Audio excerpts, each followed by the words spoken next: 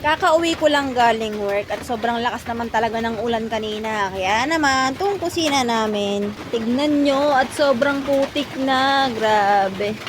Ang putik talaga. Oh. Kasi dito, ayan, yung tubig na dapat doon pumupunta dito kaya kailangan yan harangan.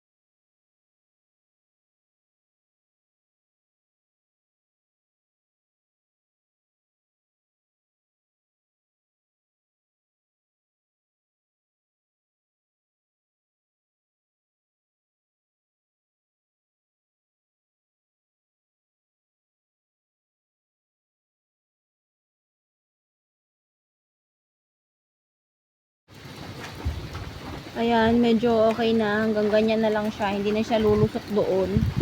Pero dito sa loob, malamang tatagos pa rin kasi yung puno. Ayan o. Ayan o, yung puno o basa. Yung santol. Diyan siya umaagos. Ayan. May basura pa. Ayan, diyan siya umaagos. Kaya o, labak na labak. Grabe, hindi pa kasi namin natatambakan ng buo to eh. Tapos dito naman sa loob, ito naman ang problema. Ayan. Basa na yung nakasabit na dulo. Doon siya sa taas o, ayun o. Basa. Malakas yung tulo doon. Nung nakaraan umapaw yan, hindi ko napansin. So kanina umapaw na naman sa sobrang lakas ng ulan. Diyos mio. Pag talaga ganyang sobrang lakas ng ulan at diretso, walang humpay. Naku, yung tulo talaga sa loob ng bahay namin at yung putik, grabe. Kaya sana naman humupa na yung bagyo, di ba makalampas na yung bagyo para okay na lahat.